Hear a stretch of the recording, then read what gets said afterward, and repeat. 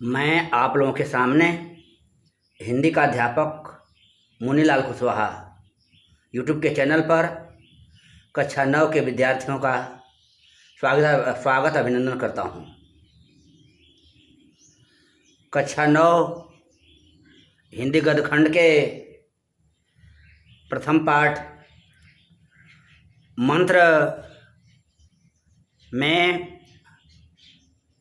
अंग स्टेंजा को हल करने में जा रहा हूँ। सभी विद्यार्थी ध्यान देंगे। अंग देखिए। चड्ढा रात को मैंने नहीं पहचाना, पर जरा साफ हो जाने पर पहचान गया। एक बार यह एक मरीज को लेकर आया था। मुझे अब याद आता है कि मैं खेलने जा रहा था और मरीज को देखने से इनकार कर दिया था।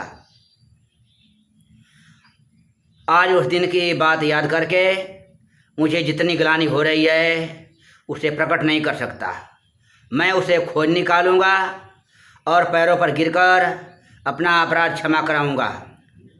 वह कुछ लेगा नहीं, मैं यह जानता हूँ। उसका जन्म यश की वर्षा करने के लिए हुआ है। उसकी सज्जनता ने मुझे ऐसा आदर्श दिखा दिया है जो अब से जीवन पर्यंत मेरे सामने रहेगा। स्टेंजा को ध्यान से पढ़ेंगे। पढ़ने के बाद थोड़ा चिंतन मनन करने के बाद इस स्टेंजा का अर्थ समझकर नीचे दिए गए प्रश्नों का आप क्रमवार उत्तर लिखेंगे। आइए देखें। पहला प्रश्न, उपर्युक्त गद्यांश का संदर्भ लिखिए। आइए देखें संदर्भ। प्रस्तुत गद्यांश हमारी पाठ्य पुस्तक हिंदी गद्य खंड के मंत्र नामक पाठ से अवतरित है। प्रस्तुत पाठ के लेखक मुंशी प्रेमचंद जी हैं। यह रहा पहले प्रश्न का उत्तर संदर्भ। अब दूसरा प्रश्न देखें। दूसरा प्रश्न है, रेखांकित अंशों की व्याख्या कीजिए। देखिए रेखांकित अंशों की व्याख्या। प्रस्तुत पंक्तियों में डॉक्टर चड्ढा को अपने द्वारा की गई गलती का आभास हुआ और वह अपनी धर्मपत्नी नारायणी से कहने लगे, मैं उसे खोज निकालूंगा और उसके पैरों पर गिरकर अपना अपराध क्षमा कराऊंगा। मैं जानता हूँ कि भगत कुछ लेगा नहीं। उसका जन्म तो यश की वर्षा के लिए हुआ है। उसकी सज्जनता ने मुझे ऐसा आदर्श दिखा दिया है जो अब से जीवन पर्यंत मेरे सामने रहेगा। अर्थात अब मैं अपने जीवन में ऐसी गलती कभी नहीं करूँगा।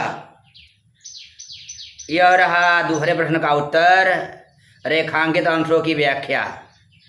अब तीसरा प्रश्न देखिए। ग्लानि किसको हो रही थी? एकदम साफ उत्तर इसी में लिखा है। ग्लानि डॉक्टर चड्ढा को हो रही थी। ग्लानि डॉक्टर चड्ढा को हो रही थी। अगला प्रश्न चौथा देखें। डॉक्टर चड्ढा किस आदर्श पर जीवन भर चलने का संकल्प लेते हैं? उत्तर देखिए। डॉक्टर चड्ढा निस्वार्थ मानव सेवा के आदर्श पर जीवन भर चलने का संकल्प लेते हैं। डॉक्टर चड्ढा निस्वार्थ मानव सेवा के आदर्श पर जीवन भर चलने का संकल्प लेते हैं। यह रहा चौथे प्रश्न का उत्तर। अंतिम पांचवा प्रश्न देखें। प्रस्तुत पंक्तियों में भगत की किस चारित्रिक विशेषताओं का पता चलता है? इस प्रश्न का उत्तर देखें। प्रस्तुत पंक्तियों में भगत की निस्वार्थ निष्काम मानव सेवा की चारित्रिक विशेषताओं का पता चलता है। इस तरह से मंत्र नामक पाठ का अंतिम स्टेंजा व्याख्या करके पूर्ण रूप से समाप्त हो गया। अब मुझे पूरा आशा, उम्मीद और विश्वास है कि यह व्याख्या आप सभी विद्यार्थियों को पूर्ण रूप से समझ में आ गई होगी। अब शेष विवरण अगले दिन